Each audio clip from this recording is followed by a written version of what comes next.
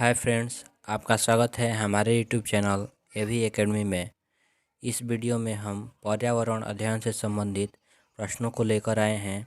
यह वीडियो भाग 2 है, जिसमें पिछले वीडियो से आगे के प्रश्न है। तो चलिए शुरू करते हैं। प्रश्न संख्या 1। वायुमंडल में ऑक्सीजन की मात्रा कितने प्रतिशत है? 21%। वस्त्र उद्योगों के अपशिष्टों में होती है।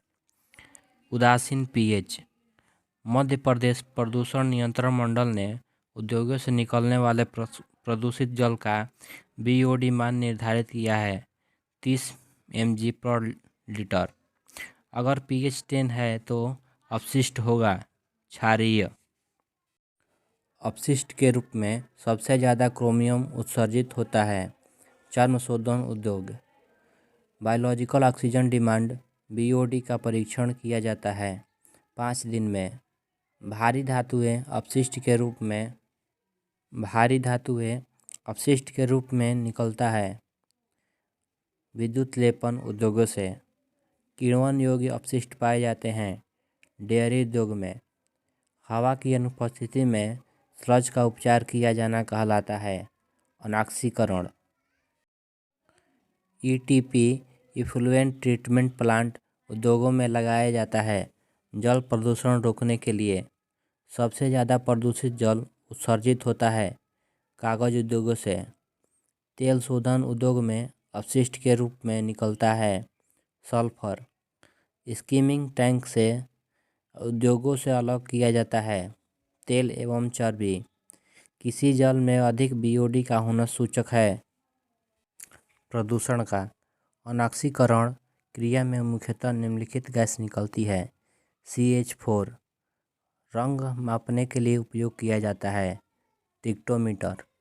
रेफ्रिजरेटर जो प्रायः घरों में प्रयोग होता है उससे गैस निकलती है क्लोरोफ्लोरोकार्बन। केंद्रीय प्रदूषण निवारण मंडल सेंट्रल पोल्यूशन कंट्रोल बोर्ड का गठन किया गया 1980 में। पृथ्वी सम्मेलन 1992 में भारत के प्रतिनिधि थे PV नरसिम्हा राव। निम्न में किस स्थान पर पृथ्वी सम्मेलन 1992 संपन्न हुआ? Rio de Janeiro. मिल्य शब्द का प्रयोग किसके लिए किया जाता है? पर्यावरण। टांसले एक जाने माने हैं पारिस्थितिकीविद। विश्व पर्यावरण दिवस मनाया जाता है 5 जून को। पर्यावरण अध्ययन की विषय वस्तु में सम्मिलित नहीं है राजनीतिक संरक्षण। जून 1972 में विश्व पर्यावरण सम्मेलन का आयोजन कहाँ हुआ था? स्टॉकहोम। पर्यावरण संरक्षण से संबंध नहीं है रेड क्रॉस। पर्यावरण का तत्व है जल, वायु, मृदा, उपयुक्त सभी। हम चारों ओर जिन दशाओं से घिरे हुए हैं उसका योग कहलाता है पर्यावरण। पर्यावरण अध्ययन की प्रकृति कैसी है? एकल अनुशासनिक। पर्यावरण का जैविक कारक कौन सा है? वनस्पति। श्वसन जड़ें पाई जाती है जलोद्भिद में। स्कॉटहोम में आयोजित प्रथम विश्व पर्यावरण सम्मेलन में कितने देशों के राष्ट्राध्यक्ष सम्मिलित हुए थे? 119। राजस्थान में पर्यावरण संरक्षण में संलग्न संस्था कौन सी है? तरुण भारत संघ। पर्यावरण संरक्षण हेतु चलाए जा रहे चिपका आंदोलन का संबंध किस राज्य से है? उत्तराखंड।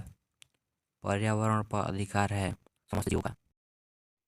समुद्री प्रदूषण का मुख्य कारण है जलपोतों से तेल का रिसाव।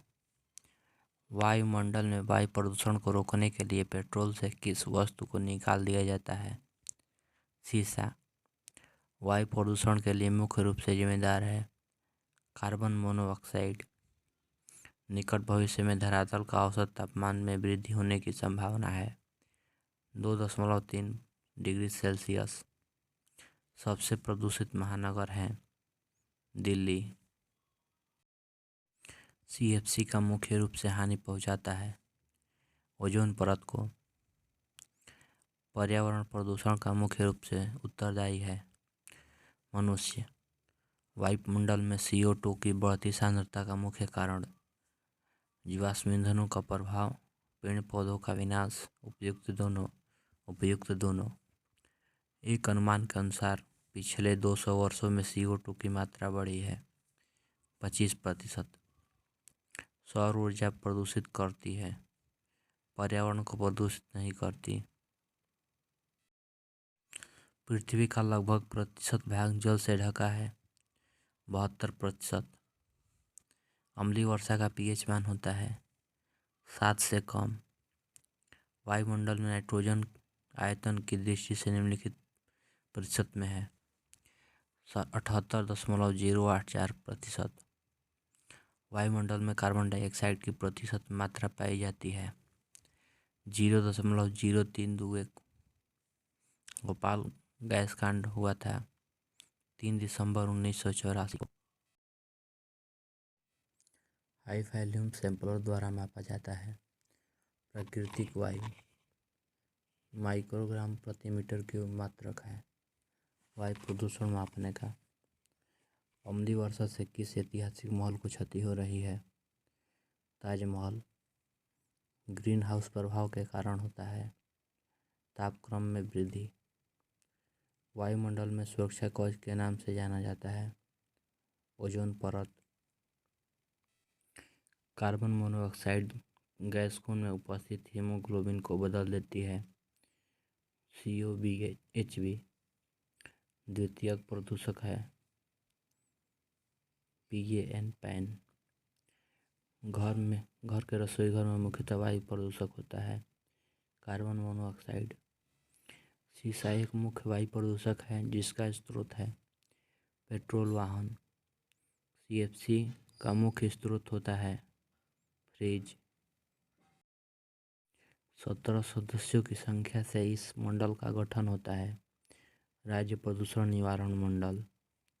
वन संरक्षण अधिनियम लागू किया गया 1980 में। जल प्रदूषण निवारण एवं नियंत्रण उपकर अधिनियम संबंधित है लेवी या उपकर वसूलने से। 1972 में पर्यावरण कार्यक्रम के अंतर्गत एक विशाल सम्मेलन का आयोजन किस देश में किया गया? स्वीडन में। अनुच्छेद 48 असंबंधित है प्रदूषण से।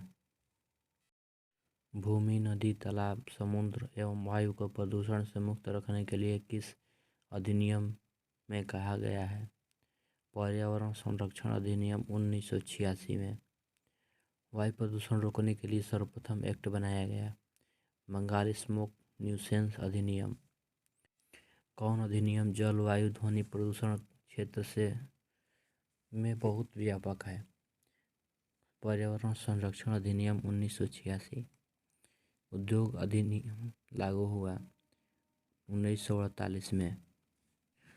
जल प्रदूषण निवारण एवं नियंत्रण अधिनियम लागू किया गया 23 मार्च 1974 में। मोटर वाहन अधिनियम लागू हुआ 1990 में। स्टॉकहोम घोषणा पत्र में कितने सिद्धांत पारित किए गए? 26। पर्यावरण प्रदूषण से संबंधित अनुच्छेद 48 किस स्तर पर मान्य है? राज्य स्तर पर। राष्ट्रीय वनस्पति अधिनियम बनाया गया 1988 में। हानिकारक व्यर्थ नियम बनाया गया 1989 में। भारतीय वायलर अधिनियम लागू किया गया 1923 में। निम्नलिखित में कौन ग्रीन हाउस गैस नहीं है? O2। N2O एक गैस है हंसाने वाली गैस अथवा लाफिंग गैस। CO2 गैस का प्रमुख जिम्मेदार है मानव। ग्लोबल वार्मिंग से प्रभाव पड़ेगा उपयुक्त सभी पर, मौसम पर, तापमान पर, जलवायु पर इनमें ही पाया जाता है CFC 51 यानी CFC 501। भूमंडलीय तापन है तापमान में वृद्धि। ओजोन परत के ह्रास के लिए प्रमुख रूप से जिम्मेदार है CFC। क्लोरोफ्लोरोकार्बन जो कि ग्लोबल वार्मिंग का प्रमुख कारक है प्रयोग में लाया जाता है रेफ्रिजरेशन में। CFC 11 प्रयुक्त होता है रेफ्रिजरेशन में, वातानुकूलन में, एरोसोल में, उपयुक्त सभी में। तापीय विद्युत संयंत्र में मुख्यतः क्या अवशिष्ट निकलता है? Fly gas. वैज्ञानिक रॉबर्ट एंगस ने सर्वप्रथम प्रयोग किया था? अम्लीय वर्षा। तापीय शक्ति संयंत्र में ताप उत्पन्न करने के लिए प्रयोग किया जाता है? Fossil fuel. निम्नलिखित में कौन परमाणु ऊर्जा संयंत्र जगह नहीं है? नागपुर। एक परमाणु संयंत्र की उपयोगी उम्र होती है 24 वर्ष।